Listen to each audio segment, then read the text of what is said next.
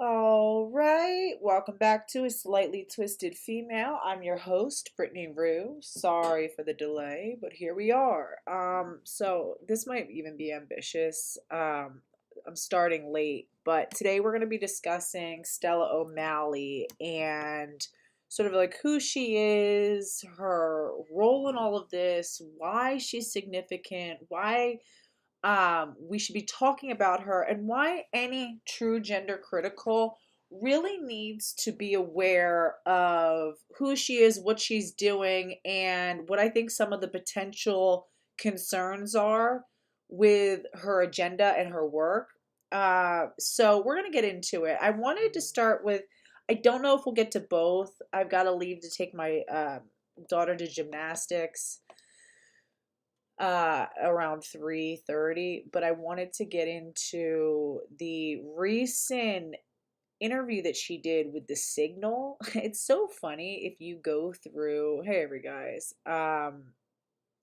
Days of Boyhood says the way she's treated Jennifer Kimmel and a load of D-trans is dreadful. Yeah, it seems like Genspect is happy to, like, take people, and this is something that Jenny had said, use them for whatever sort of marketing tool that they can be used for. And once they, people kind of go off script and no longer are useful to building the brand of Genspect, marketing of Genspect, then they're sort of spit and thrown out. And it just seems like there's this whole coordinated way of destroying people led by Stella. And it's so unreal to me how much Stella paints herself as being this victim under attack when it's because she's so nefarious, because it's in so many ways so transparent, because she really to me, I think Stella has very predator features of a predator, right? She identifies vulnerable individuals, very, very, very, critically vulnerable individuals in need of support, who are lost, disconnected, disenfranchised, dejected, depressed, going through some of the darkest, most difficult times of their life, clearly don't have a good support network, a good support system, and she reaches out to them and offers them, is like, come be with us. And to me, she and Genspect employ so many of the same strategies that we see in literally any other arm of the gender industry, right? So who blocked you? Voyager 2. Wow, blocked me just for mentioning how you clearly not, because you're speaking. Um, and also like, oh yay, Prisha. Yay, Prisha's here. Prisha, I was just looking at you had popped up when I was searching or whatever. I saw you pop up, and like I said, and I've spoken a lot about detransitioners and how we need to really be thoughtful about which detransitioners we're platforming and listening to, because there is a very fine line between detransitioned and someone who is participating in the gender cult. And I've always given the example of people who are like in Narcotics Anonymous or Alcoholics Anonymous, and it's really important to have like recovering addicts supporting, newly recovering addicts, or addicts who are looking to get in recovery. But you have to be careful about which ones, right? Because it on the one hand can be one of the greatest assets to helping pull people out of addiction, and to, for people to tell their story, and it can be really powerful and impactful. But if they're really not solid in their recovery, it can be a recipe for absolute disaster. It can be devastating, right? So it's like you need to be, so that's why in any, like, solid AA or NA program, it's like people have like 10, 15 years of recovery before they're like mentoring anybody who's like worthwhile. So it's like, I say, I've always talked about Prisha as somebody who I think is someone that we can look up to, who is really putting her actions where her mouth is, who is, I mean, gone. And Prisha stands up to some really serious criticism, from all sides, from our side, from the TRA side. I mean, she gets it. So you get like, some of these GC ultras who are saying that she's like trans light. and then you get the TPAs, the trans privilege activists who are, obviously going after her as a turf. And I just feel like we have to remember she is a woman, okay? Detransitioned women are women. They're still one of ours. Sometimes people will say, oh, once you've gone over that line, once you've been in the cult, you can never come back. And it's like, no, no, no, guys, they don't become something else. They're still ours. They're still our women, right? It's as long as they're like, willing to move out of that, then they're always welcome back in feminism. Prisha says, it's okay to go through a time of unsteadiness following detransition. There's a place for misery and sharing pain, but continued sick thinking shouldn't be platformed. And that's the thing. I don't think it's that people shouldn't have a platform. And I do think it's important that every stage of detransitioning can be expressed. I think it's about how we are platforming them, right? I think that if it's like, for example, and I want to talk about how Stella O'Malley, for example, with Laura Becker, has put her on, this woman who is clearly so unstable in her recovery, both through, alcohol, substance abuse, addiction, and gender recovery, and I think pornography abuse, and a lot of different really complex, psychiatric disorders going on. And it's like just saying, oh, she's a detransitioner, great, and just throwing her up on a panel and platforming her on the the like their YouTube, just totally unfiltered, just like, yeah, tell us where we should go from here. And I think that's one of the biggest problems with Genspect. I think part of their strategy is, if you ask Stella what is Genspect, she will not give you a coherent answer.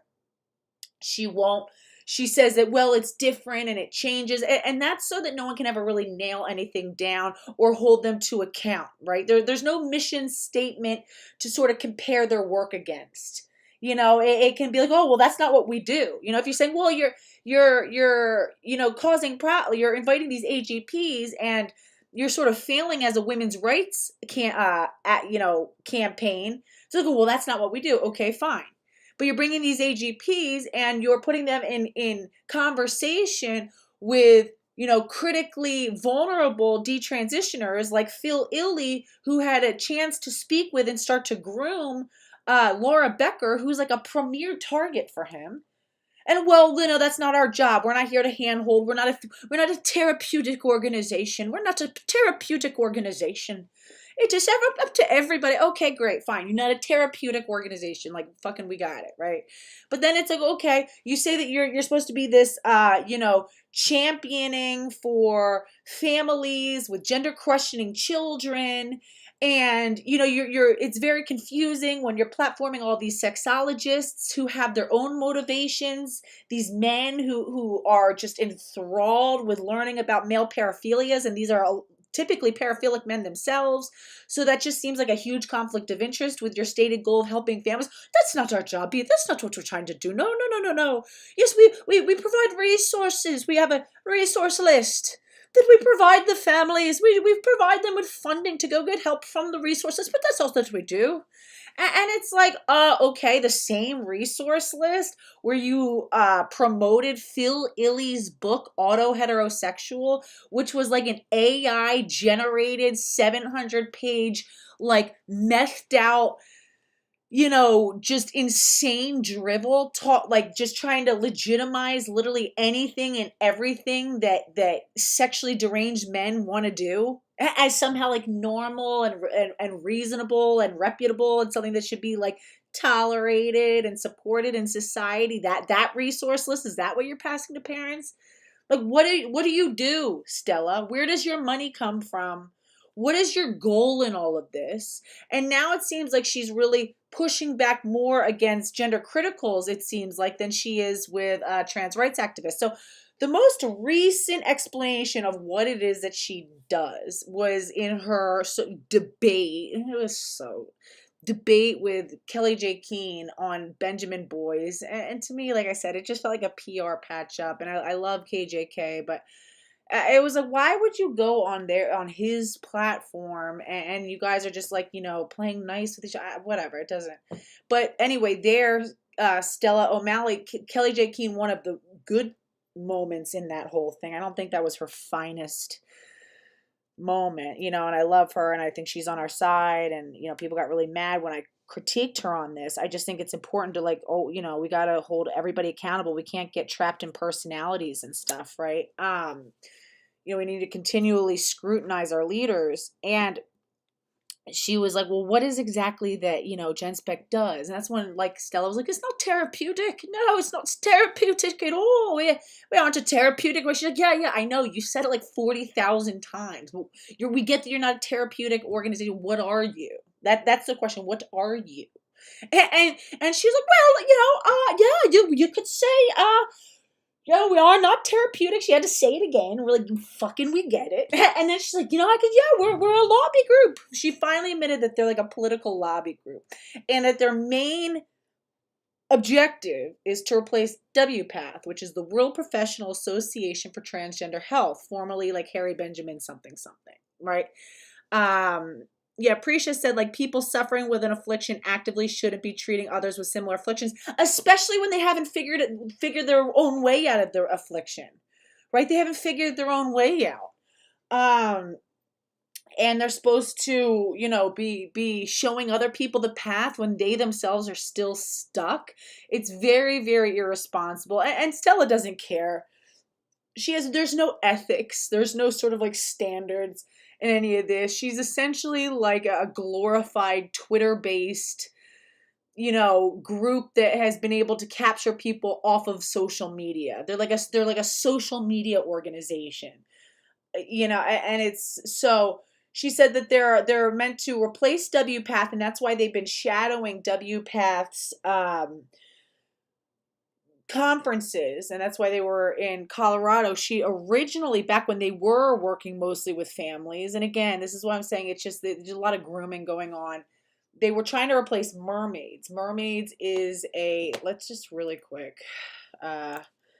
So WPATH, my computer's so slow. Just fucking whatever. Okay, let's just actually get into the stuff. So she originally was going to replace, mermaids, and then I think they decided they wanted to set their sights higher. And I think that the way that I see it, I do believe that Genspect is an arm of the gender industry. I do think that it's controlled opposition to WPATH. And I think for those who are like, well, no, that's I think that's going too far. That's a little bit too conspiracy theory. And I disagree, because I think that it does not, to become controlled opposition, does not require that the organization started off, it wasn't like a group of like people in some dark, dungeony office, and it's all like, smoky room, and it's all these shady individuals being like, so we're gonna, here's what we're going to do to take down the gender criticals. We're going to come up with, we need a controlled opposition that'll sort of fight. And that way, we can keep a control over the gender critical narrative.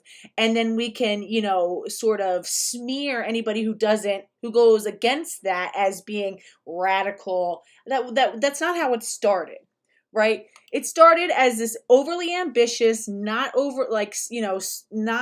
incredibly bright woman, but a well-connected enough woman, and woman who is, definitely, like I said, ambitious and motivated. Stella O'Malley started this organization. She's clearly very good at networking, good at sort of like, working out these relationships and connections and things like that. And I think that, she seems to be motivated by fame. She seems to be motivated by influence. She wants to become like a big influential figure. And money. There's clearly a lot of money to be found, and just the fact that she can be in charge of everything, and she doesn't have to like work within these sort of like ethical frameworks, like when she was a practicing psychotherapist. She can go and do things the way she wants and explore the areas of interest that she's interested in. And I think that, she's always had to be under the guise of being gender critical. But she seems just really enamored with these sexologists, and these sexologists, guys like Blanchard and Bailey, these are the men who have relationships within academia, right? And these are the men who, again, I think have seen the evolution of the gender industry. And I think that I say this all the time, they recognize that what was putting trans ideology on everybody's map was the children, right? They were like, listen, we've got to scale back the way that we're sort of like promoting this to children. We can still net children, don't get us wrong, right?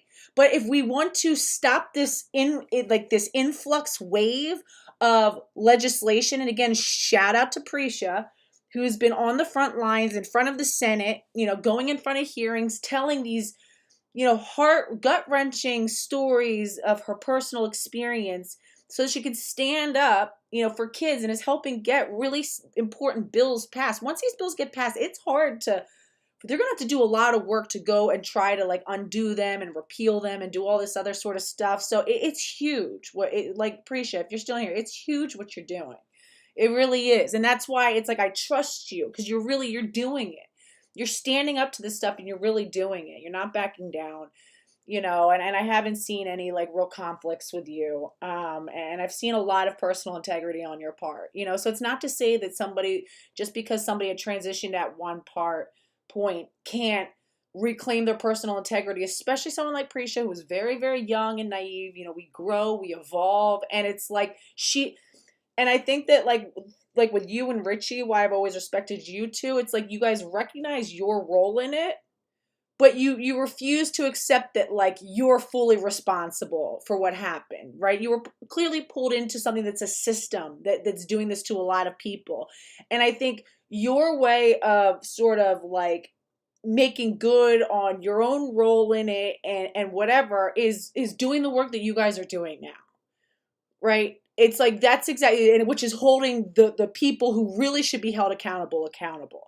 When everybody's like, oh, why don't you hold yourself accountable, all these TRAs, and it's like, no, that's literally what she's doing. That's literally what she's doing. She's having to stand up and tell all these like painful details and speak to intimidating people and have all this coverage and have her life scrutinized and picked apart just so that this can't happen to anybody else. So yeah, I say all that to say I think that they're controlled opposition. It doesn't mean that it started off that way. I just think that Stella O'Malley is a huge opportunist. And I think that she realizes the money is not in being fully gender critical, right? The money is not in dismantling the gender industry. You realize that? Well, we don't need to replace WPATH. We don't need Genspect. We don't need WPATH. We need to dismantle these things. It's not like, well, they're here now, so now we just have to continue. We're just going to need a replacement. No. We're not that far down the road, okay? The thing is, they don't want to dismantle it. They want to protect the gender industry. They want to keep it. So now you have the radical left, WPATH, who's going to keep pushing against what, gender criticals are doing. And now we have a controlled gender critical narrative, right? This like, GC, this like TRA light, where it's, well, some people are trans and will do preferred pronouns for the right kind of person. And if they're really, a good in-group trans, and well, we need them a part of the conversation so we know what to do. So anyway, let's just get into some of it, just so I'm not talking for too long, because I can't stay for too long. But let's get into some of Stella O'Malley, this random rando guy. It was so funny seeing a lot of the women respond to him. They're like, oh, wow, it's so great to hear from you, oh, random guy who literally has been a part of this whole conversation for the past 5 minutes. Sit there and lecture us about how we're like on the wrong side of everything. And apparently he said that he like refused to interview Kelly J. Keene because she was mean to his friends. I guess he's like referring to like Stella as his like friend. It's like, ew, like, bro, Stella is nobody's friend, I can assure you. I think Stella has certain traits of like the same sort of traits that make people get far in like business and stuff like that. Like certain traits of psychopathy almost. Where there's like low empathy and just doing whatever it is to get to where you want to go. And so let's go through it. Like she had threatened to sue me. She's somebody, they talk about always being pro open dialogue and all this stuff. She does seem to block a lot of people, and she threatened to sue me into silence because I said it's a true trans organization, which I stand on. Stella, I'm waiting to get served with those papers. But let's take a listen. And by the way, this douche. I'm sorry, real quick. This douche. We're wasting our time on this. This guy is like he's like God, what is he? He's like a filmmaker. And he it's like these like really well produced like artsy fartsy like videos that are all just like don't have a lot of substance, and it's really cringe. And of course, just like a lot of these other grifters, he was like making these like special like videos with different political topics, and no one was checking for his channel. No one was checking for his channel until he discovered this whole, trans debate and realized, ooh, I can capitalize on this. And now all of a sudden, his videos are getting some traction, right? Nobody was checking for this guy before. He's barely been involved in this conversation for like more than 5 seconds, and suddenly he's like the like top authority on he's like the big interviewer. Like, bro, enough. Let's see. Yeah, a lot of them are boring to listen to. A lot of them are like genuinely misery gloom. So here we go. He has a very what's it called? Petite jawline. Like he's got like a very delicate jaw, delicate bone structure.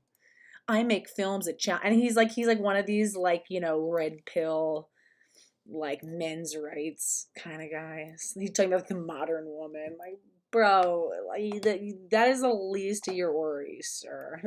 He's like the strong, successful male. It's yeah. I bet. Let's see. All right. Oh, his name's Travis Brown. Cool, Travis. I make films that challenge the dominant narratives. It's so funny how people really think that they're doing these cutting edge things. You're not challenging the dominant narrative. Just so everybody knows, the new TRA light is now becoming the dominant narrative. You're not cutting edge if you're taking this whole stance of being true trans. The true trans narrative, mark my words, is becoming the dominant narrative, where it's well, we're gender critical, but we support some trans people, and we just don't want, men in women's, bathrooms unless they really pass, and blah, blah, blah, blah, blah. And he's on this so super late. And he's not taking a brave position whatsoever. I make films that challenge dominant narratives and dogmas. Oh, you challenge dogmas, yet you're literally saying you won't speak to people, the so-called feminists. And it's so easy just to label us as feminists so that you can just write us off as hysterical. You won't talk to any of us because, Stella told him not to. And the hope that people will think more critically about their beliefs. Oh, well, thank you, Travis. Thank you, you brilliant Travis. If you appreciate my work, join me on Locals, where you can interact with me in my great community and get access to exclusive content for a small fee. Okay, so if anyone wants to pay a couple bucks to get exclusive content from Travis Brown, go ahead and hit his Locals up. It's sure, I'll definitely look into that, sir. Sounds really, really worth it. All right, anyway. Back to business. We all know and love the host of the conversation. Here we go. This guy's so beta male. So many of these MGTOW guys are so beta. Uncomfortable truths. Thank you for showing up, and I'm glad that we're able to talk again after everything that we've kind of gone through and done together. So thanks for being here. I appreciate it. Thanks for inviting me. Yeah. So we're going to talk about that thing that seems like not very many people talk about, actually, which is within the trans and the gender sort of orbit. There seems to be a contingent of people. I usually just think of them as gender critical feminists, or sometimes Oh, of course I get someone with a Magdalene Burns. Oh, and real quick, just to be clear, the reason why they realized that they had to come up with a controlled counter narrative to the trans thing is because, and I'm sorry, as much as you want to say whatever you want about him, we do have to credit Matt Walsh with leveraging his access to these non-legacy media So by teaming up with the Daily Wire, Matt Walsh, and because, I mean, listen, like Matt Walsh is not a pussy when it comes to this stuff. He really did force it onto the mainstream, and it is through Ben Shapiro, who I think had really excellent strategy to devise this sort of new, this like new media um, thing through the Daily Wire. I think he did a really great job of actually making it a legitimate contender to legacy media.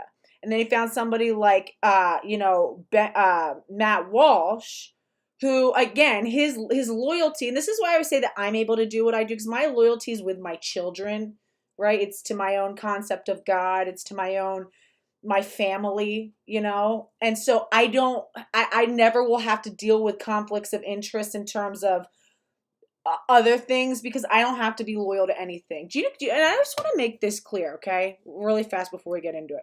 People have told me that I'm like doing stuff for money and attention.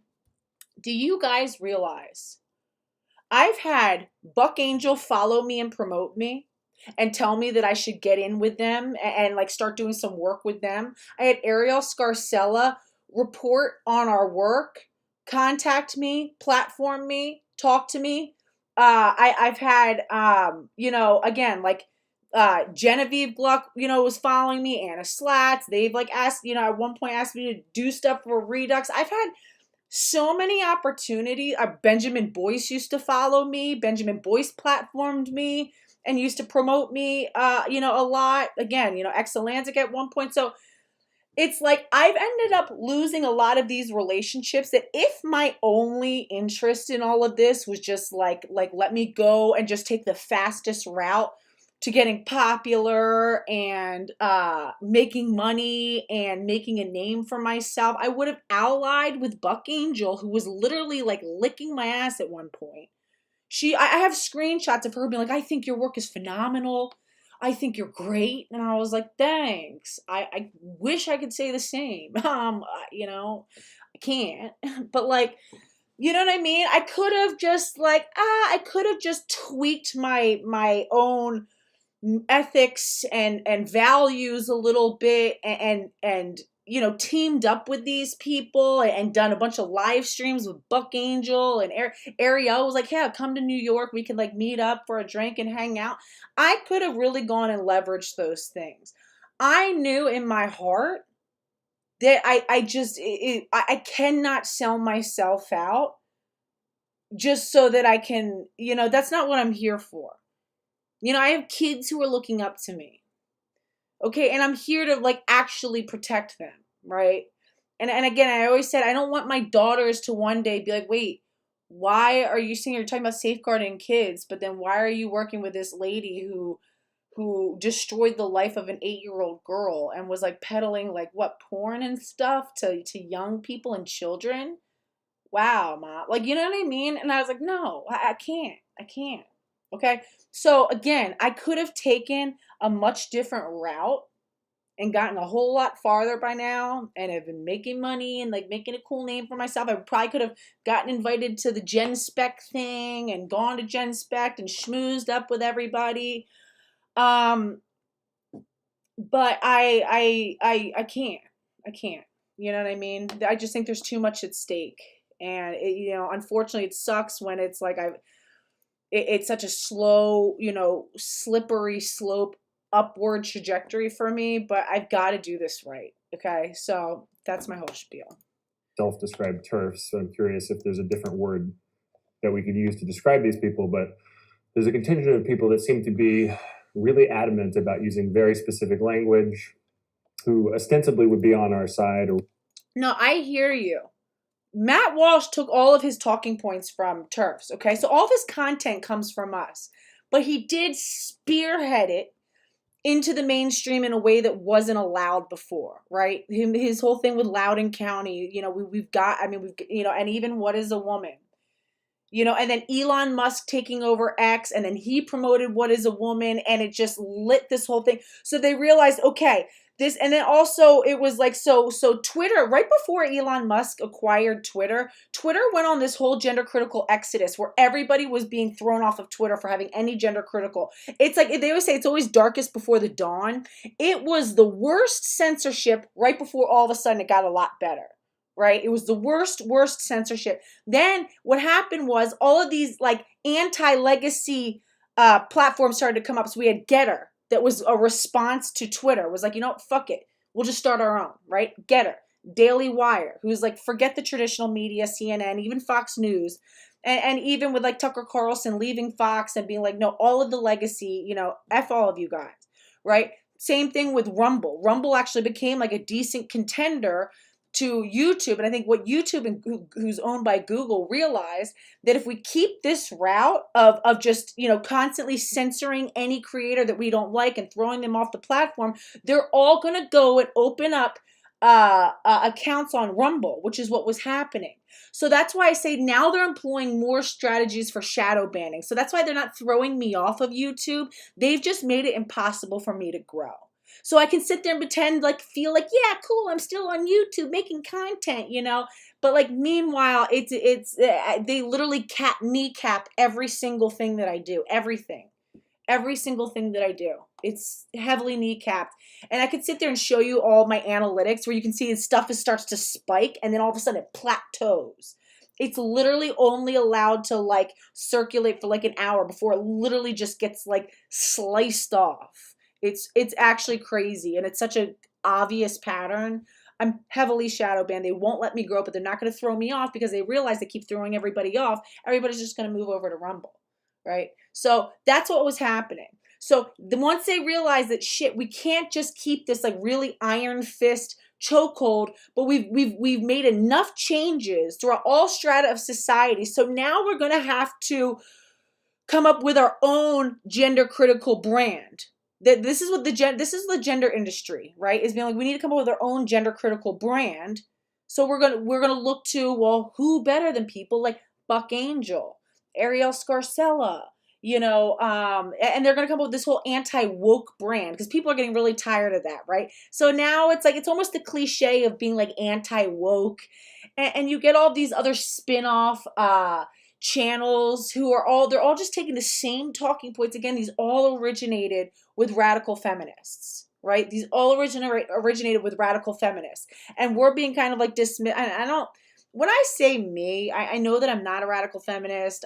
There's a lot of things with radical feminism that I fucking disagree with, and I fight with you guys a lot. But like, obviously, like, you know, we're like you don't like me and I don't like you, but we're fucking in this together, okay? So let's just shut up and acknowledge it for what it is, all right? We're on the same team, and I know we don't have to like each other, but we're here, so let's just deal with it. And it's like, you know what I mean? At the end of everybody says, you know, like lumps me in as a radical feminist, and like I understand why, and that's probably who I would ride for the most if I had to choose, you know what I mean? Like at the end of the day.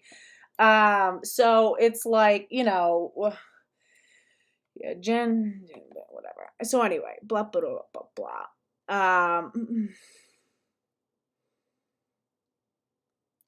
Yeah. So you know, for me, I feel like I'm like a mix of like conservative, maybe classical liberal with, you know, definitely influenced by radical feminism. Whatever. Fucking let's just watch this shit. We'd be on their side.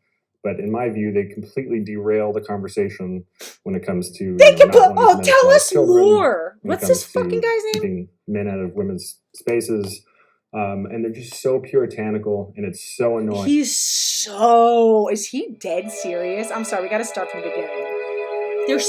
We derail the conversation? Sir, we are the conversation. We are the only reason that this conversation is being had. Derail what? You guys are the ones who derail it. We were making real progress till you guys all came and said, whoa, hold on. We need nuance. We need to hear from the AGPs. What do they think? That we're derailing it. Bro, fuck that. Who are you? No one knows who you are, you cornball. Thank you for showing up, and I'm glad that we're able to talk again after everything that we've kind of gone through and done together. So thanks for being here. I appreciate it. Thanks for inviting me. Yeah. So we're going to talk about that thing that seems like not very many people talk about, actually, which is within the trans and the gender sort of orbit. There seems to be a contingent of people.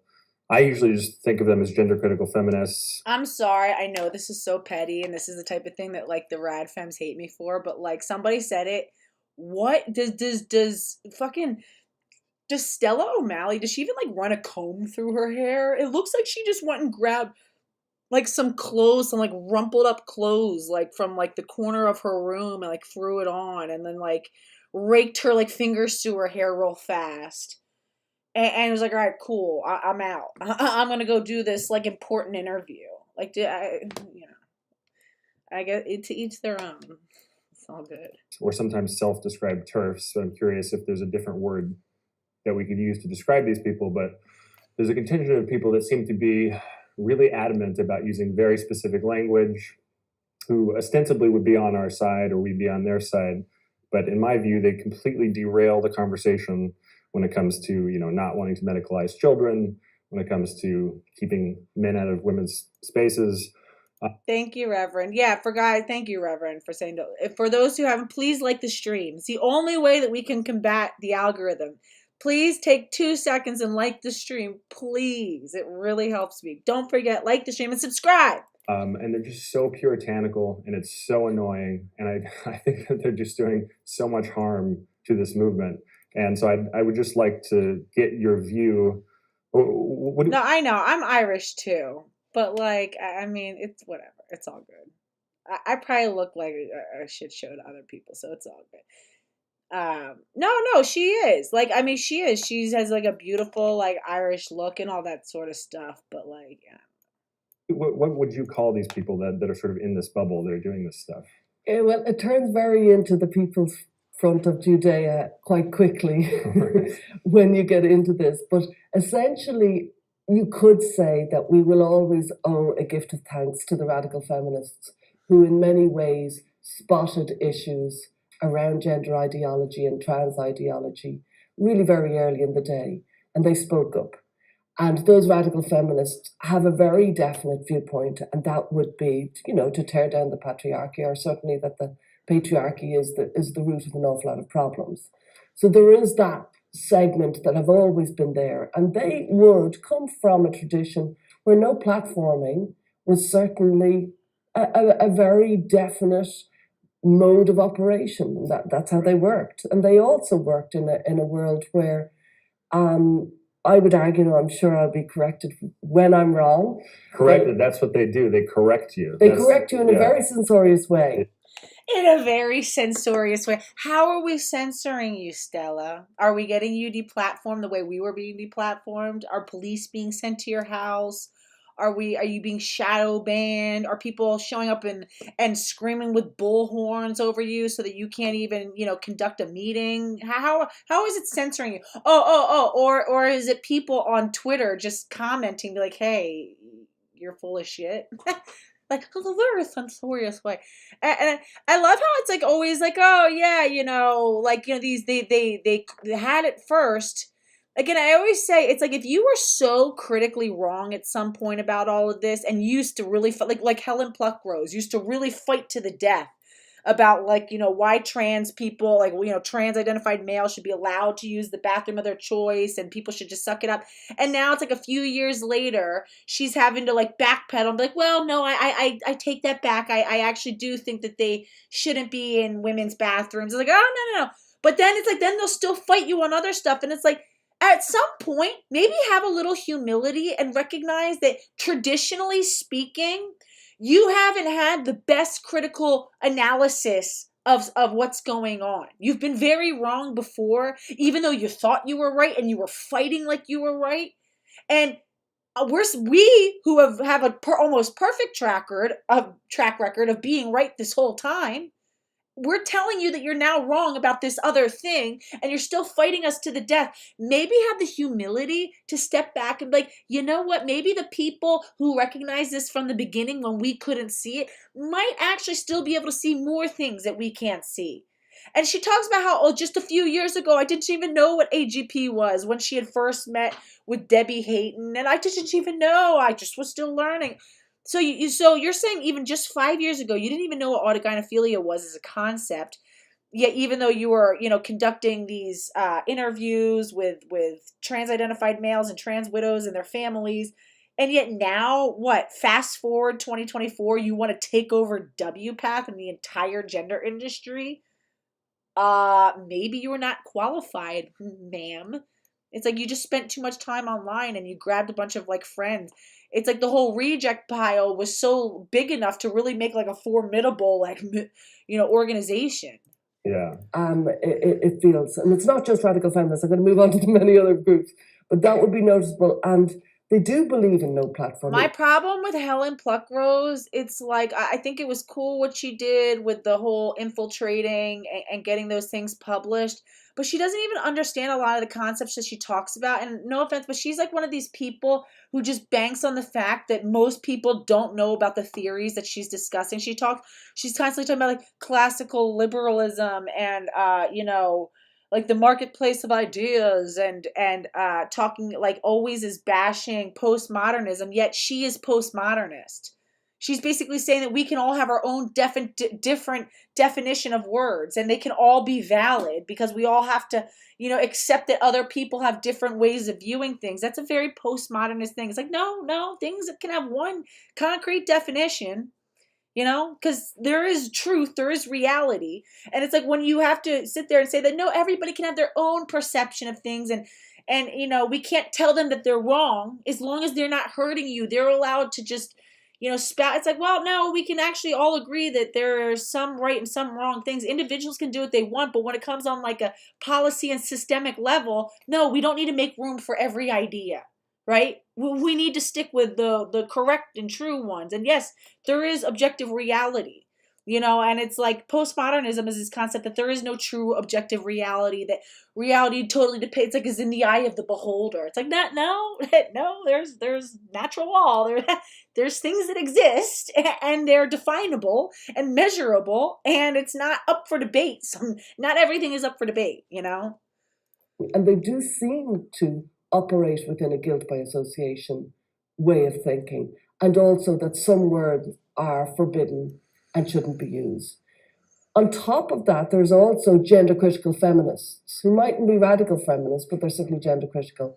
And they seem to fall in with a lot of that. They seem to fall in with no platforming, guilt by association, and censoring of words and statements and thoughts. The problem, Stella, why people are against platforming these AGPs is they had exclusive acts. They were the only people platformed for a while. Their narrative was the only one that was permissible. And the problem is, it's like with just platforming people. It's like when you look at like these women like Stephanie Wynn and Leslie who have platformed people like Phil Illey and this Julia Malott guy. There's no filter. Right? They're not, it would be one thing if they filmed, if they did their own interview privately and filmed it, not put it up live, then gone and then showed it, but did what I'm doing, did voiceovers and help us understand why this is significant. Don't just give people, don't just give people unfettered access to these people and their ideas because they are trying to manipulate people. You can't just put it out like, here, it's up to you to decide what's real and what's not. You're always talking about how you're this credentialed expert and you're this, real intelligent person who has all these degrees and stuff. So then the responsibility is on you to, help us understand what it is that we're hearing so that he doesn't just have access to us through it's almost like, I always say, if you, like when parents are like, oh, I don't know if I should let my kid on TikTok. And I'm like, okay, let's scroll through TikTok for a second, okay? And I did a video on this. Look at all these weirdos. Would you ever send your child off to a party filled with all of these people while you weren't there and say, yeah, just go and spend some time with them? The answer is no. Then you shouldn't be allowing your child alone online with them. And it's the same thing, right? We're giving these men access to a bunch of very impressionable people. And we're not filtering these ideas that they're spewing out. It's okay to say, no, there are some ideas that are bad and dangerous and not helpful. And at least if we all have a common collective goal, we're allowed to say that, yes, when we already have a specific goal, we're not going to platform ideas that are contrary to that goal. And it's not like Stella O'Malley platforms any and everybody. No, she platforms people who are advantageous to her. She's not platforming us, right? There's a reason. And I don't come from that background. I don't actually think feminism as a theory is very psychological, and I'm very psychologically minded.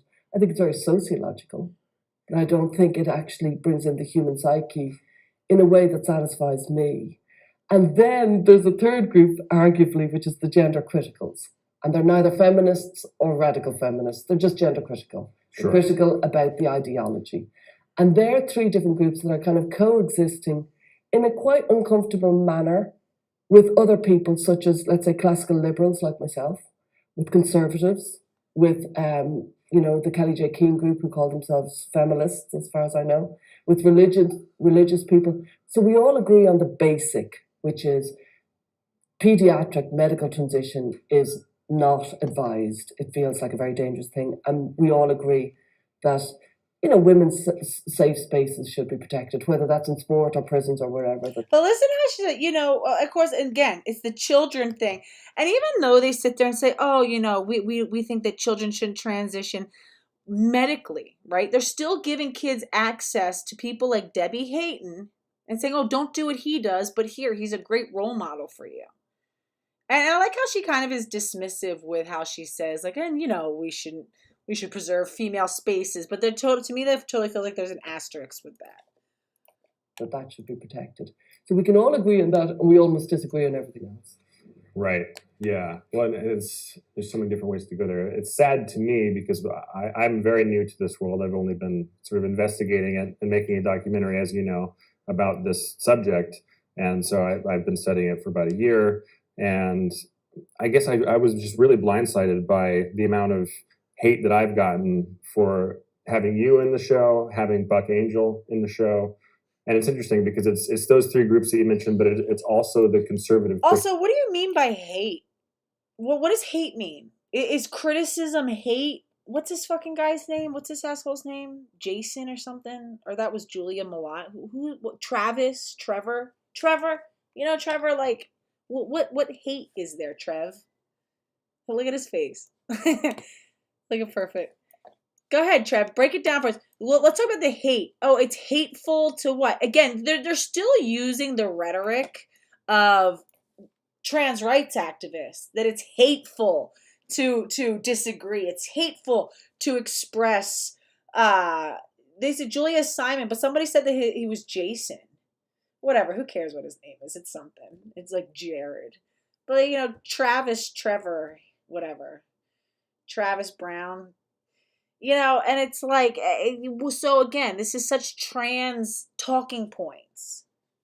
I thought you guys were all about open discussion and not censoring, but now it's hateful to, let's see, and then we'll go through even some of the comments and stuff that, let's see what the kind of hate is. It's funny because I know some of you guys were actually in the comments. I love seeing like people from this channel, this community, like in the comments of other stuff. It's always funny. But real quick, hold on, let's see. Oh yeah, like this guy Alan. Like he's like one of the gay dudes who follows, and he's like mad cool. He's so hot too. It's like, but he's gay. But let's see. I don't know. Secondary sex characteristics. Hold on for 1 second. Used to help inform if you are a normal female, normal male, Kais male, etc., in an objective way by looking at them. At the end of the day, a person like Blair is still attempting to be seen as a member of the opposite sex group, or maybe a she-male, mythical-looking person with both sexes. Saying you are male or female is not enough in a world where people lie and redefine language. Thank you! He well fucking said. He's totally saying it. And doctors are helping... let's see. Saying you're male or female is not enough in a world where people lie and redefine language all the time. Wait, why are you saying her? No, don't say her. And doctors are helping him disguise his sex even if they are failing. I'm not against medical transition for adults, but this is what so-called HRT is for. It's an illusion that does not resolve anyone's dysphoria, and coupled with the right language conspire against clear perception of reality. And it is, it's such a safeguarding failure for women. We need to be able to identify who is male and who is female because of the clear and present risk that males pose to us. And enabling it. And it's like, oh, but adults can do what they want. Well, no, I don't know any adult who can just magically, no adult male can just magically grow breasts just because he wants to really bad. Grow breasts and invert his penis and do all these things and change his voice and shave down and stuff. No. That needs to be done for him. Right? It'd be one thing if that was something that they could do on their own naturally, right? That's why it's like, people like, men choose to be, gender nonconforming, whatever. But no. There's an enabling that needs to be happen. There's a level of technology that needs to be developed and made available. It's like these are all the types of hate that he's so-called getting. Like Jennifer right here is a person who I think she ended up blocking me on. Didn't she block me on Twitter? Oh yeah, who did she get mad at me for not liking? Fuck, I forget. Oh wait, who was it? Oh no, she flipped out at me over the Eva Korolova, but whatever. I think she's pretty good in general. As others have said, while you are lamenting people policing your speech, families are losing their children precisely because people think it's no big deal to use incorrect pronouns. The use of incorrect pronouns for any of these people directly leads to children being medicalized. Again, that's exactly the thing, right? We know that when you socially transition and affirm, and also it's like children, they have like a 90% chance. They say it's 86, but I think it's more of medicalizing, of going down medicalization, right? And when you don't do that, it's like something like, 90% of them will desist. So the more we affirm them, the more we're setting them up to actually medicalize down this path. And also, it's like, it's not enough to say, oh, adults can do what they want. So what, the second a child turns 18, they're now, it's all good. It's open season.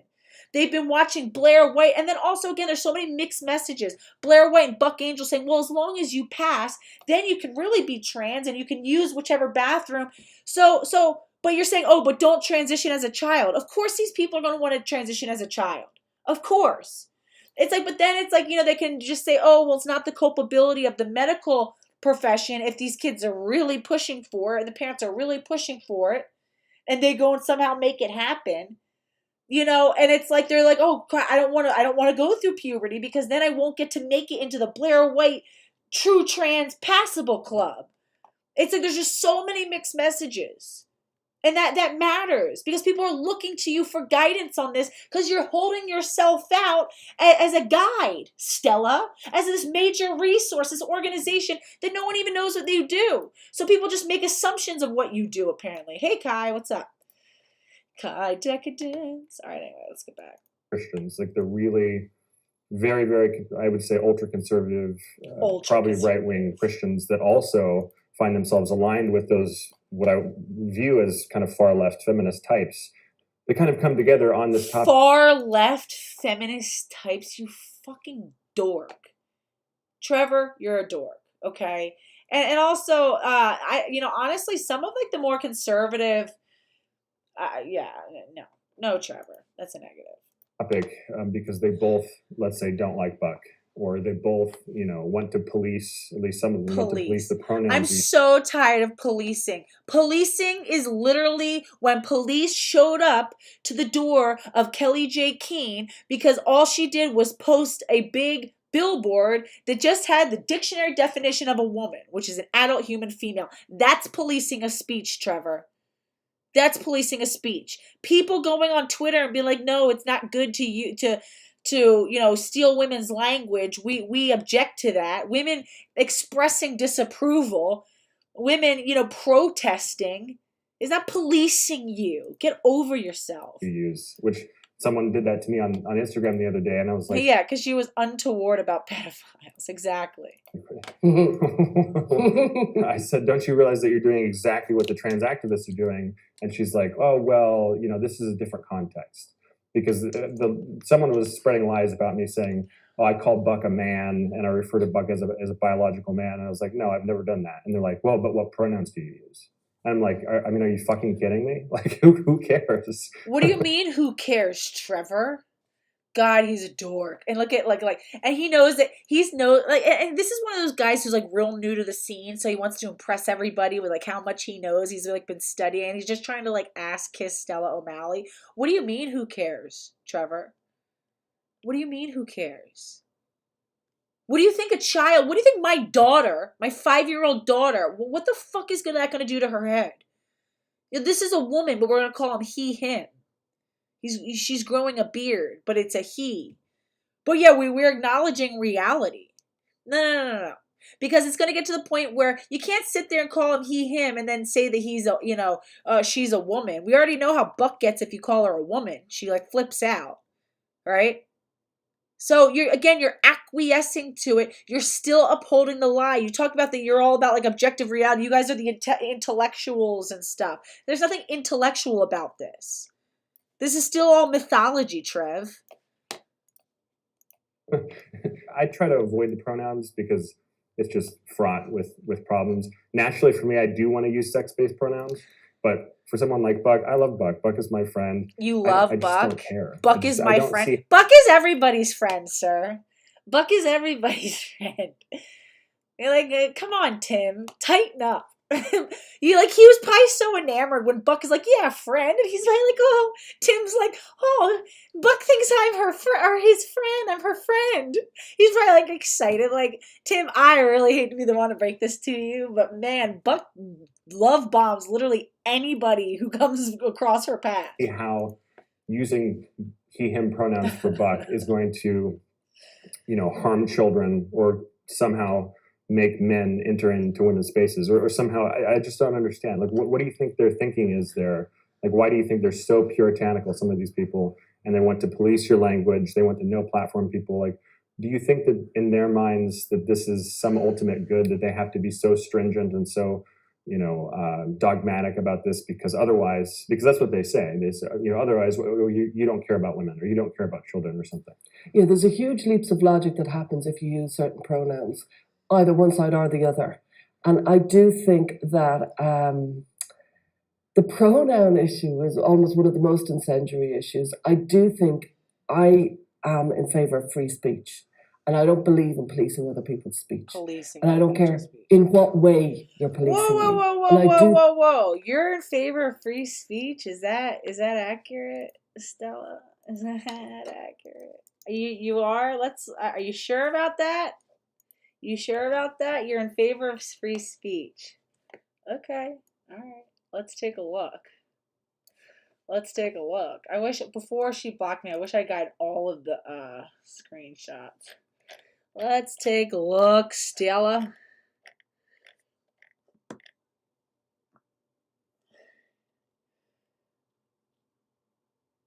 Guys, don't forget to like the stream. There's 144 people here. Please like it. Please like it. It really helps. Let's see, where are we? Oh yeah, here we go. Are you sure about that, Stella? Are you sure about that? Yeah, exactly, Prisha. Prisha says it isn't Puritanism to acknowledge biological reality. It's like they're speaking out of both sides of their mouth.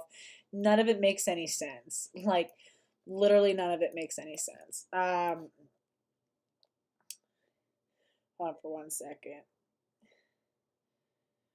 Alrighty. All right, Stella O'Malley and her Genspect trolls dropped by on a sock account. Oh wait, hold on. Oh yeah, right. This is so Stella definitely shows up in sock accounts on my channel once in a while, because when I did this is definitely got to be her. And then when I also, because she doesn't even try to change the way that she types. When I did the Genspect poll, like, is Genspect an arm of the gender industry? She goes, oh, look, it's the narcissists again. It's so the same words. When she said her daddy told her it was a bad idea, she constantly kept talking about, like, oh, her daddy this, her daddy. Like, because I said that my dad owns a law firm. My dad's not a lawyer. He owns a law firm. My sister's a lawyer, though, and she's my best friend.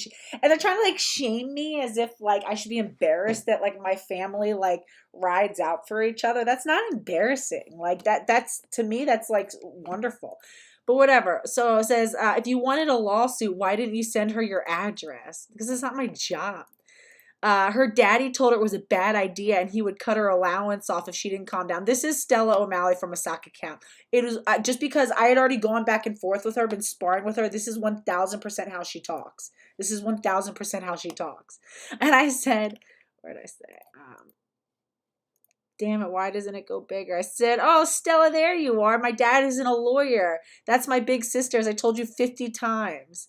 And again, it says Stella. So people were like, oh, what do you mean? People were trying to say that she wasn't actually threatening me. I was like, no, she was. And he said, hold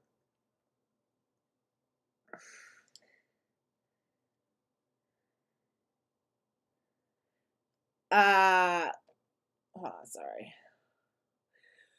She said, you needed to send me your law firm. I'm suing you. That's the way that it works. I hate that I can't get the actual,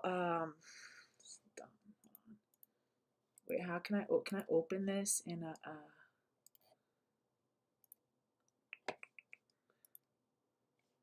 damn it. She goes, all right. She goes, you need to send me your law firm. I'm suing you. That's the way it works. Ask your dad. She loves bringing up my dad. Loves mentioning my dad every single time. And it's like, ma'am, like, and then it was funny because this woman is an actual lawyer, right? This woman's an actual lawyer, and she was like, Stella's such a narcissist. And she goes, yeah, Tammy Ultra Llama. And she goes, such nonsense. Lawyers don't need our clients to harass their opponents for their address on social media. It's always helpful if they know it, but we can find people when we need to sue them. Harassing the defendant would be a terrible way to begin a defamation lawsuit. And I said, probably because you're an actual professional with ethics and standards versus Stella, who's a Twitter grifter.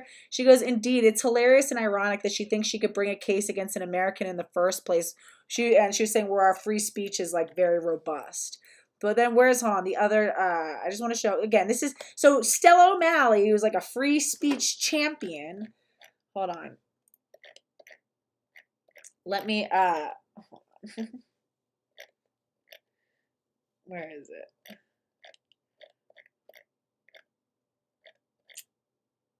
Damn.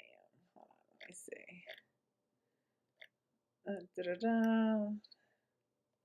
Sorry.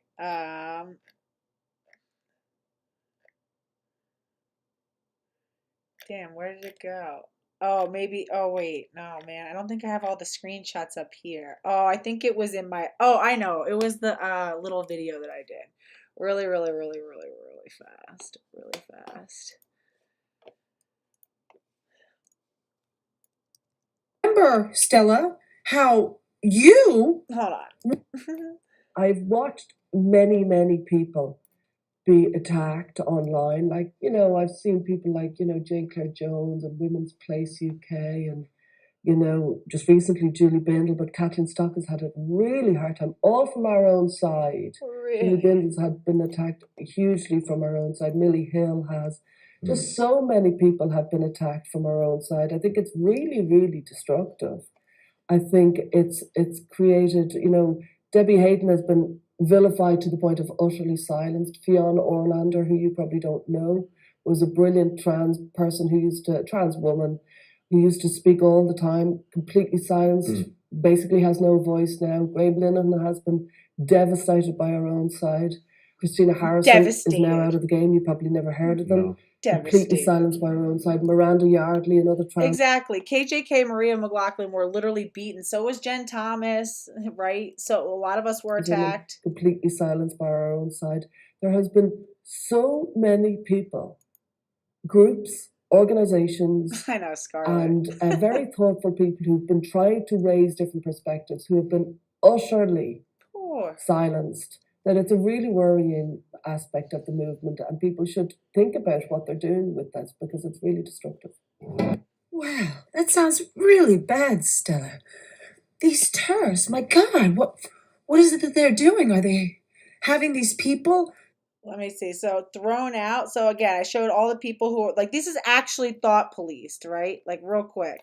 They must be having them investigated by the police and questioned and detained.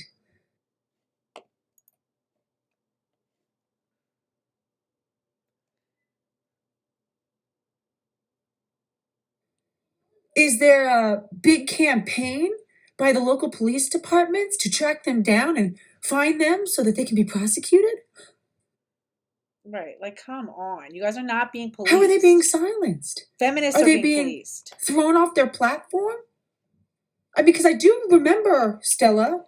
Again, for the record, Karen Davis' entire platform was destroyed because of her going after Genspect. They're the ones who got her thrown off, right? And it happened again. She just got her first strike again for criticizing Andrew Doyle during that whole dust up thing. Then this person says these people will use the social power they acquired on the backs of the fight for women's rights to now punish women who step out of line. And of course, they use patriarchal institutions to their advantage. It's so true. The only reason that, Stella O'Malley was able to, worm her way in was by taking this more mainstream, palatable, gender critical position that the more mainstream people were kind of like, yeah, this is going a little too far. And that was all off the backs of feminists who were actually doing the real fight on the ground. And she's like, thank you, I'll take these. I'll cherry pick the ones that, I can go market and sell as a product. And then I'm going to, go and basically shit on you afterwards. And say that no one should listen to you guys, that you're all hysterical and threaten to sue you and have you, deplatformed and blackballed. Stella, how you wanted to sue me in court. Oh, yeah, here we because go. I said, all right, so look, so this is Stella O'Malley. So when was this? November 10th. So this is like, I guess a little bit, this is during the whole Phil, like right when the whole Phil Illy photo was blowing up. She said, please send me your details. I said, you're not terribly bright, are you? I said, I welcome a lawsuit, actually begging for it. So when I countersue you and Genspect into extinction, we can take over your assets and redistribute them to organizations that will work to undo all the harm you've caused vulnerable families. I said, bring it on, Stella. Fuck around and find out. I dare you. that Genspect is a true trans organization. And then she goes, that's fine. Please send me your address. I don't have to send you my address. Why? So that you and all your creepy pedophile bros can harass me and blackball me and terrorize me until I stop talking about you? Yeah, no, sweetheart. Because I know you're not actually going to bring me. You're going to fly to, Pennsylvania and file a lawsuit against me? I'd love to see it. You'd get laughed out of court. And then I'd countersue you for wasting my time and money. And, why won't you send me your address? I needed to start legal proceedings. Are you just bluffing or just scared? And I said, scared of what? You and your crooked fake organization? I said, come on, Stella. I said, now, Stella, come on now, you goofy girl. Come and find me. I was like, my name, my full name, where I'm from, you can do the rest. Do the legwork. And I said, fuck around and find out. I said, you can give me your lawyer's number. I'll call her or him first thing Monday with my family's law firm. You're ready, which we always are. You are obviously scared. Otherwise, you would send me your address. I have no doubt that you've been involved in defamation lawsuits. Just send me your family's law firm. That will be enough. Please send me the details of your dad's firm. We both want this lawsuit. And then all of a sudden, you can no longer send direct messages to this person because she blocked me. I was like, you are such a fucking clown. You are such a clown. And then somebody says, poor thing needs her father to come defend her. And Stella goes, lol, she can send me her daddy's law firm and we can go from there. I've been looking for a case. This one suits. All because I was saying it's a true trans organization. I was like, Stella, you don't know. First of all, I don't think she had really any idea who I was or that, I don't care. I said, yes, strong families stick together. Fuck you talking about? I said, why would that ever be something that I'm ashamed of? I said, you fuck around with one of us, you fuck with us all. And that'll be true when my children get older. And my nieces and nephews get older. It's true to this day. I will pull up for any one of them. My sister will pull up for any one of them. My dad, my mom, my brother. Should I be ashamed? Well, because I'm not on the struggle bus? Because, we really treat it like we're, you know what I mean? We treat it like we're a village. We treat it like we're a clan. You goddamn right. You goddamn right. And I will keep that going. We always talk about all of my sisters, my nieces, and my kids all take the bus together and they all go to the same school. And I'm like, could you imagine any one of them getting bullied for any reason? What a mistake that would be. And like all of our kids are like outgoing and have a lot of friends, and they have so much family in school. Like they're gonna be straight, you know what I mean? And it's like that's a good thing. That's a good thing. Oh, like, like, what? I have to like say like, oh, I have no support from my family. I'm 100%, No, I do, and we ride deep. Like that's a good thing. I'm not ashamed of that. Um, yeah. So she said, well, she could send me her daddy's law firm. We can go from there. I've been looking for a case this suits. And I said, yes, Stella O'Malley, I'm excited to have our forensic accountant subpoena all of your funding records to see how much you people are misappropriating money, which we all know you are, and see who is really giving you people money. Honestly, if she were to sue me, it would be pretty base, because then I would actually have like the opening to go subpoena her like funding records and stuff, because she tried to sue me on the account of me calling them a true trans organization, saying that I'm slandering them. I would have the right to review who's giving her money and bring up all of my own evidence showing that she uses incorrect, wrong sex pronouns and all. It's like, it's so foolish. It would never happen, but it would actually be kind of based. And the fundraising would go crazy for that. Like, are you kidding me? Kind of like how that's actually threatening to silence somebody. I didn't realize how powerful these dissenting women were. It's amazing. It's kind of like Eva Kuralova saying that, her and Duchess Lois are thought criminals. Are they going to be fined $300,000 by the local government for misgendering? Sort of like that? Yeah, that's actual thought for their crime. speech? Femalism says Genspect law, and also Femalism is somebody who's like a good commenter to listen to. She's like really knowledgeable. I don't know if I'm saying that right, but femalism. Oh, femalism. I get it. I'm so dumb. I've seen you for so long, and I've femalism. Female. I can't. I'm dumb. No, where did it go? I lost track. Oh, here we go. Wait. Oh, what did she say? Where are you? She said Genspect launders their funding and donation grants through several organizations registered in different countries. Yeah, there's so much shady stuff going on. I would love to kind of create like a task force for like tracking this stuff down. Yeah. Wow. That sounds really concerning, Stella. Really concerning. Oh. Or is it that you mean women are using their right to free speech on a open platform to legitimately call out the conflicts of interest that you and your shady organization represent? Is that what it is? You think that we don't see what you are? That you are TR, not using cheap tactics. That's what y'all do. That's a you move. We're fighting. Yeah, you guys can watch the rest of that. But I gotta go to the bathroom, so I'll play this for a second. Without a doubt, think that there is a radical good in protecting certain speech, and they do think they have to police people's speech, and they do think we're not policing people's speech. By quite a key figure in the gender critical movement. The pronoun issue is almost one of the most incendiary issues. I do think I am in favor of free speech, and I don't believe in policing other people's speech. And I don't. Free speech is one thing, but it's another thing to just lie, right?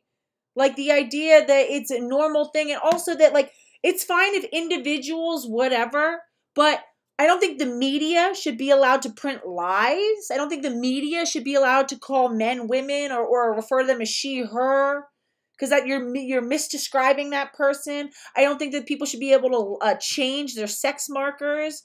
I don't think that in schools that should be ever practiced. Right? It's one thing if it's just some individual citizen. Yeah, sure. But we're also allowed to use our free speech to protest. But no, it shouldn't. The media should not be allowed to print lies. No, that's the issue. The media shouldn't be allowed to print lies. When they're collecting data, they shouldn't be allowed to print lies. They shouldn't be able to do it at any level of government or in schools. Care in what way you're policing me. And I do think these people, without a doubt, think that there is a radical good in protecting certain speech. And they do think they have to police people's speech. And they do think fundamentally, I know it was said to me by, quite a key figure in the gender critical movement, we have to allow people to cling on to pronouns and to police other people's pronouns because that's all they've got. They can't, I don't buy that at all. I don't buy policing people's speech. I think it's the road to hell. I think it's going to go a very bad direction if we start nodding along when other people's speech is policed. I come from more of a free speech perspective than I come from, let's say, a leftist perspective. And the leftist perspective might be very into censoring people and certainly policing people because it's about the collective. And so they're kind of very comfortable with we all have to agree and we all go this way and we all go that way. But about pronouns, what people would argue is there was an essay written a few years ago that pronouns are rohypnol. And the idea was, this is a very famous essay, and the idea is that when you use wrong sex pronouns, you are mindlessly propagating an idea that that person is the opposite sex. Correct. I don't hold that. But how not, right? How is that not confusing? And again, if we're changing words like she, her to also apply to men, then naturally the word woman, which is connected to those words, it's a different that are connected to those words, then we'll eventually have a different meaning. I feel like I say it a million times. When we change the common definition of language in actual practice, it will eventually lead to the official change of that definition. And once those definitions officially change, it will legally change, and then every law for where those words appear will have different meanings. That's the reason why it's dangerous. Right. I can hold two thoughts at the one time. Stella! Which is the fact that I'm using she, her, but the person is a male, or vice versa. I can... Also, Stella, it's not kind to affirm a delusion rooted in deep self-hate. I posted this yesterday. One of my biggest is to sit there and acquiesce to somebody's preferred pronouns because they hate themselves so much. It's like Buck Angel, who really just is so embarrassed and disguises and is disgusted with the woman that she is, right? Especially for women who transition due to, whose transition is rooted in trauma. It's like you really do want to love the woman, the girl that you are, but there's so much pain, so much trauma in the experience of being a woman in your female body that you want to disconnect from that. So every time someone affirms you, they're saying you're right. The woman that you are is so broken. It's so flawed. It's so wrong. We can't even acknowledge its existence. We're going to sit there and uphold this thing that is rooted in a deep self-hatred. And that's supposed to be the polite and kind thing. Affirming someone's deep self-hatred. There's nothing polite nor kind. And it hurts women when we evolve these words to mean different things. We eliminate women's ability to speak about ourselves. Once we can no longer speak about ourselves, we can no longer advocate for ourselves. We can no longer legislate about our needs. It matters, Stella. Stop playing dumb. Can handle that. I genuinely haven't thought about this to the nth degree. I genuinely think some people find that very difficult. And there might be some brains that actually I truly believe it because I can see. Look at her. She's going to sit there and explain how it's because we're too dumb. We're too dumb to navigate between those things. No, Stella, that's not what it is, but nice try. I'm talking, let's say, for example, with my husband, and if I use certain pronouns, you can see him stopping. Yeah. And go, which is this? Right. So I too think that the people who get incredibly exercised about pronouns might be of a brain or a mindset or a way of thinking that falls in with the sex of the person once the pronoun is used in a way that arguably me and you don't.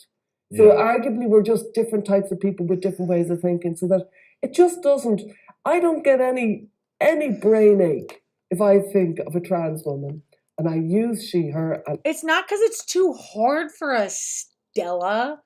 Yeah.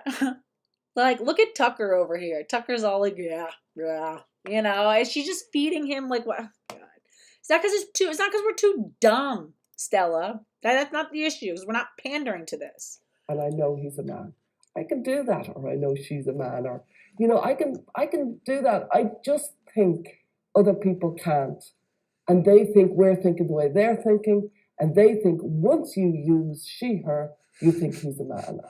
Interesting. Yeah, that probably is part of it. I think too that I'm doing a little bit of mind reading here, but I do think just by the tenor and the way that people talk about this stuff, that sometimes Tucker's all like, all right, tell me if this is good, okay? He's like all excited. He's like, he's gonna prove how like loyal of a listener he's been to Stella. He's like, all right, because again, and part of the reason why he's kissing her ass so much is, and this is what happened to Exelanzic. Exelanzic and I talked, because she basically came straight from the conference to my house. And she was like, I'm not going to lie, she was like so enamored by the feeling of it being this like big in-group of basically like internet celebrities. She was like, it kind of just felt like a huge crowd of like people that from the internet, like almost like internet celebrities. And I felt, she goes, I didn't think that anyone was going to recognize me, but people came up to me like, oh my God, you're Exelanzic. And she's like, I got to say, like she was so on a high of being like, we're famous, we made it. And that's what that Genspect thing does. It massages everybody's ego.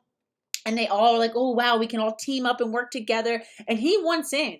He's like, I'm a filmmaker. I can do films for you guys. Stella, Tucker's all like, please, like kissing her ass. Being, look, I have a lot to offer. Let me join your crew, Because this is it's a rapidly evolving situation.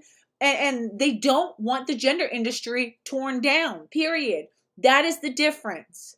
We want the gender industry in the dirt.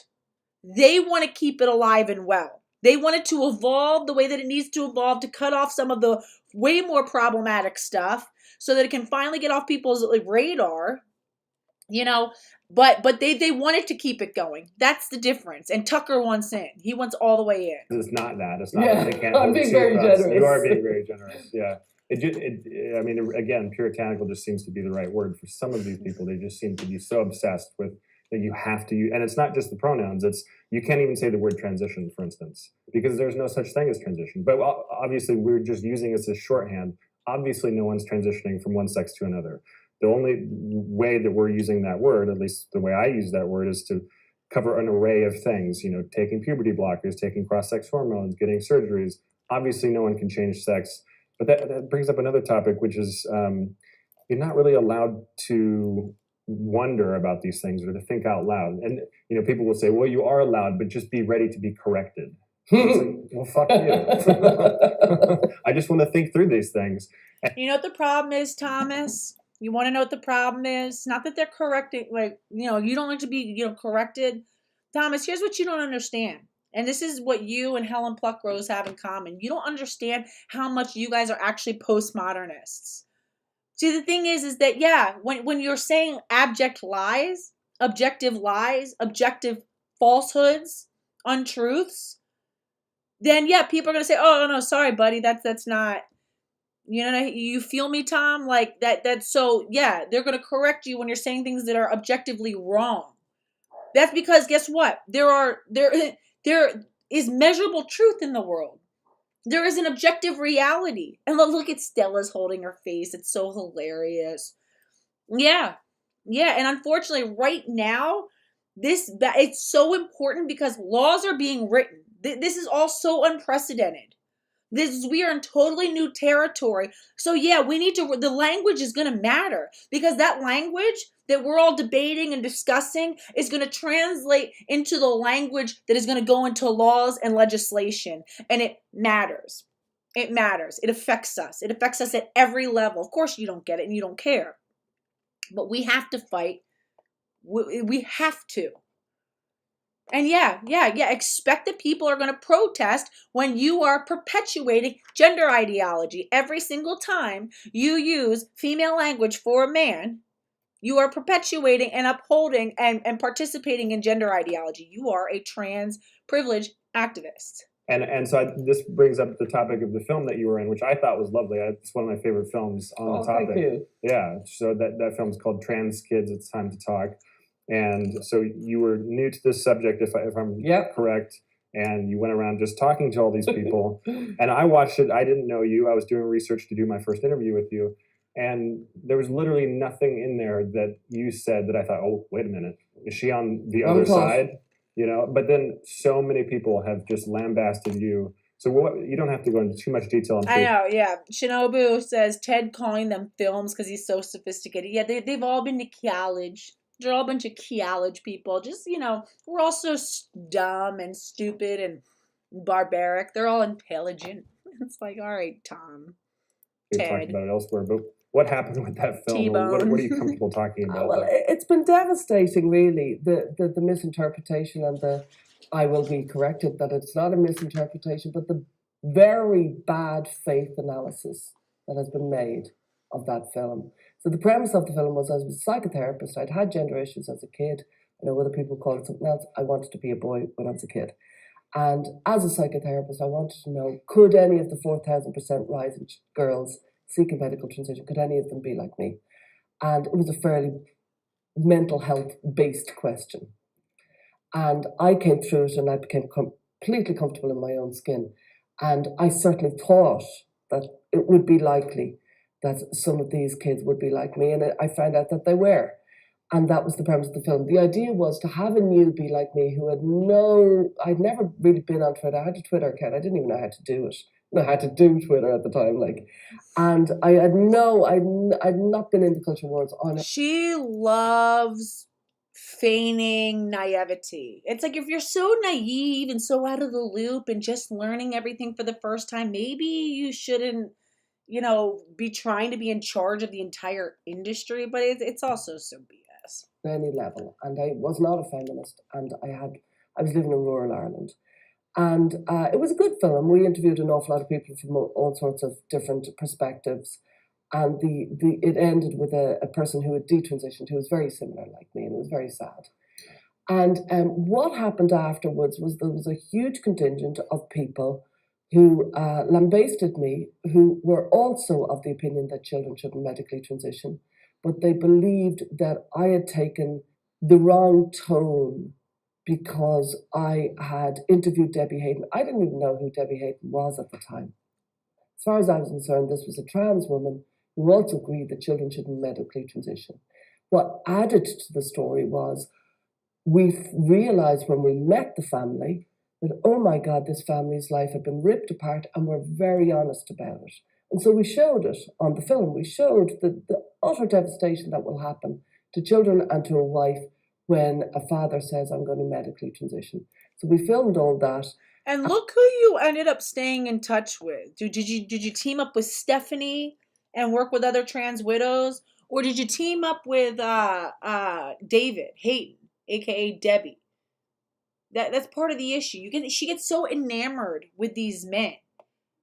And also, it is also, and you hear, if you actually listen to detransitioners, Stella, which you don't, you'll just filter out whatever's not useful to you. They tell you it is everybody colluding together to gaslight them and to affirm this delusion that keeps them sick for so long. Behind every addict is an enabler. No addict is just existing in its own vacuum, right? There's always somebody enabling that. Same thing with gender. Behind every trans-identifying person is people enabling them, affirming them, and you're affirming them to self-harm.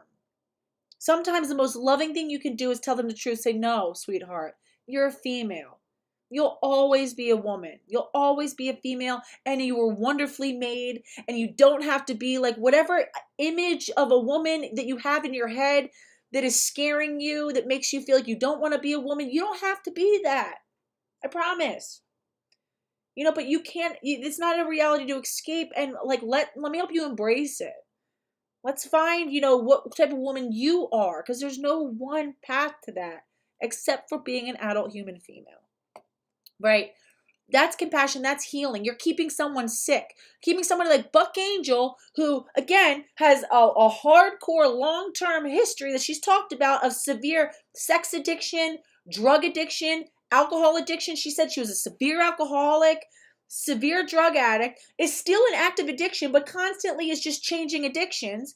And every time you sit there and affirm her delusion, you're affirming her desire to go and take more, life-threatening drugs, testosterone. It almost killed her, Stella. Tolliver, you don't care. That's your friend, right, Tolliver? He doesn't care. As long as, she'll give you a shout out during the next Buck You live stream. That's all that matters. You're just using these people because you don't care. Because you're spineless, Tolliver, and so are you, Stella.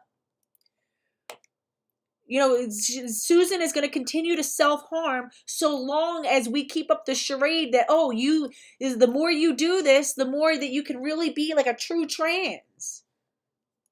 And what happened was the battery ran down, so there was only one camera being used on the day.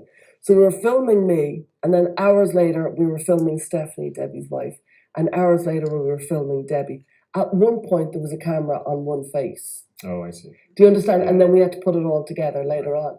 Now, the way this was interpreted was the camera would cut to me and then go over to Stephanie, and people would say, can you see the devastation on her face when Stella said that?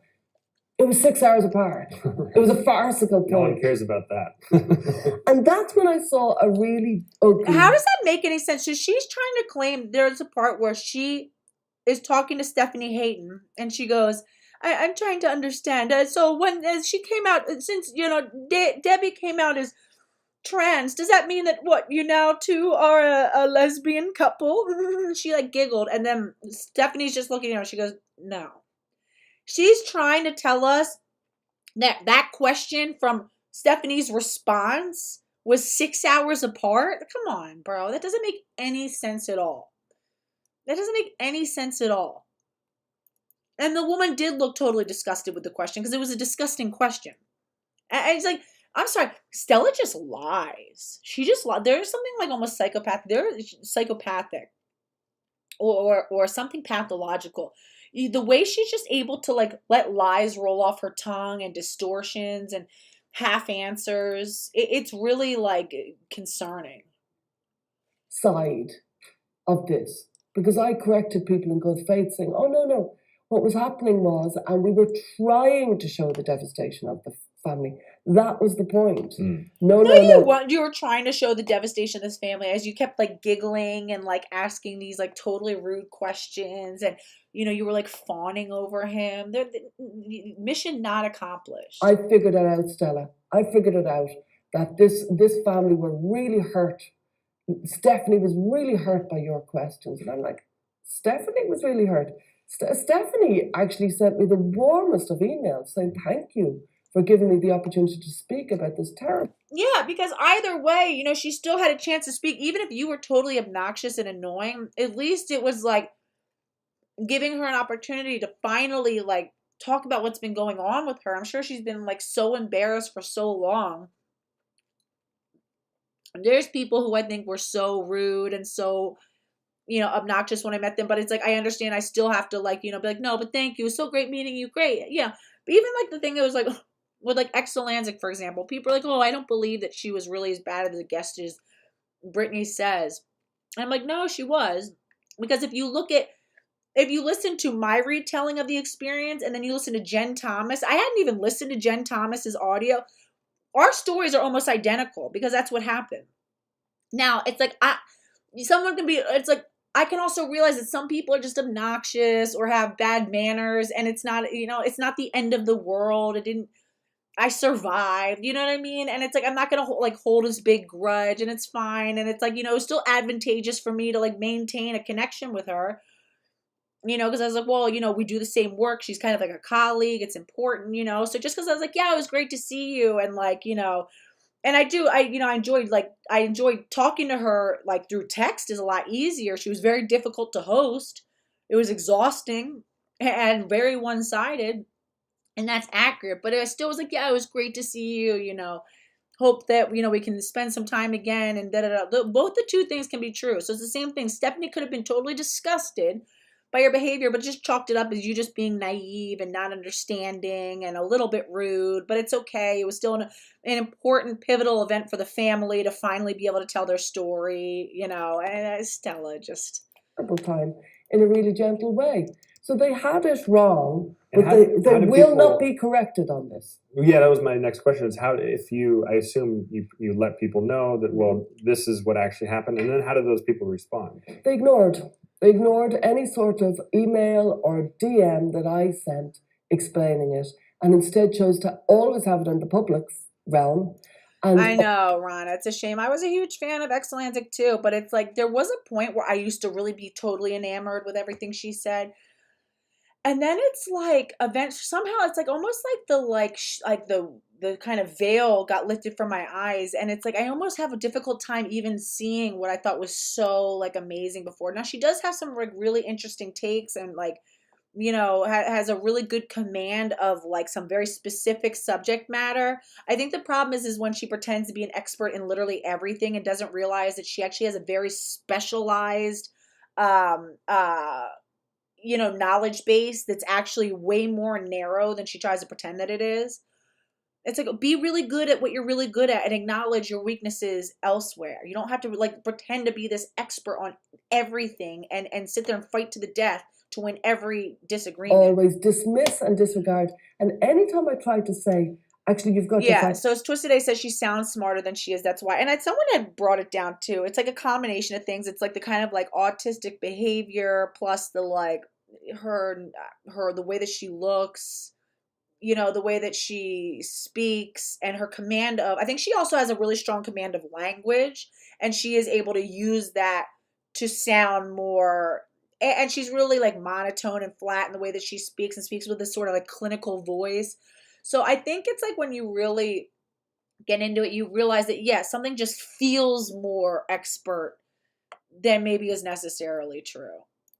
So they tell me I was being patronizing, or I was being dismissive, or I was being defensive. Yeah, exactly, Scarlett. And I have no doubt that's what I'll be described as. Scarlett Turvin says, outside of certain topics, I knew I couldn't take Exlantic seriously. No one is an expert in everything, and those who act like they are the first to get me to stop listening. And it also just makes me realize, it started to make me feel like I couldn't trust anything that she said, because she will go in these huge mental gymnastics to justify any position that she has, right? And she'll change, and she'll also try to team up with people that she likes or go against people that she doesn't like, and then come up with these, and she is really disingenuous. And once I start to see how disingenuous she is when she's fighting with somebody, she'll twist their words, very obviously twist their words, or even just straight up lie or make up these like kind of like weird scenarios. And I'm like, I almost can't trust anything that you say, because there's no integrity here. As now. And I was like, I'm actually genuinely telling you something. I thought she was an MD too, Twisted. Twisted A said, I actually did think she was an MD. She got me there. I was telling people, I'm like, you got to check out this woman. I think that's because she has a strong command of like medical language. And I think that's where people, and it's stuff that people, the layman doesn't really tend to know a lot about. So we just kind of assume that she knows what she's talking about. I never like knew to verify. I just assumed that she knew. And I thought that she really was a pathologist. I was holding her out as a pathologist. Come to find, and she did that intentionally. That wasn't like an error on everyone's part. I went back and I found some old things where she said, yes, I'm a pathologist. I found like an old interview where she was saying that she's a pathologist. And people were like, oh, wow. And she didn't correct anybody when they were talking about her being like an MD and stuff. About the day that happened. And I saw a side that I realized that there is a huge contingent that once the word Debbie Hayton arrives, I've heard it called Debbie Hayton derangement syndrome, they absolutely go insane. Insane. Yeah. And I'm like, I don't know the insides of Debbie Hayton's marriage. All right, I gotta go. I gotta go pick up my kids. We're gonna do part 2. This is just part 1.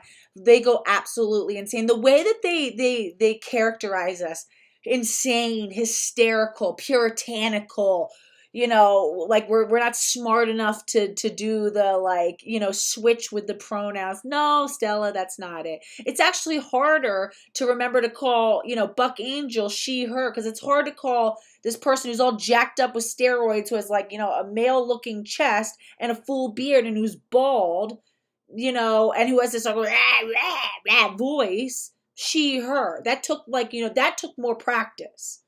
But it's called having integrity, Stella. So anyway, see you for round 2. I gotta go. I love you guys. Thank you so much for the support. Please like the stream before you leave.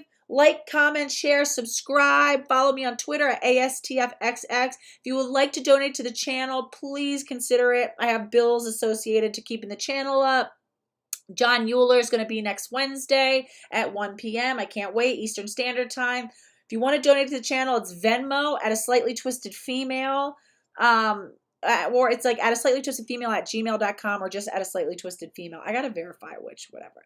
But yeah, any contributions really help, even if it's like $3, right? Like if everybody were to give like, $2, I could actually like work on the studio and get like a second monitor. But I love you guys. You guys are the best. I appreciate you. You guys are literally, it doesn't even matter that I'm shadow banned because I feel like I have the best community on YouTube. You guys are, every time I lose, and Karen used to say that, she goes, don't worry about losing followers, don't worry, because all it means is that you're distilling down to like the best possible community. And it's like here on that. I love you guys. See you later. Catch you next time. Stella, we'll see you for round 2.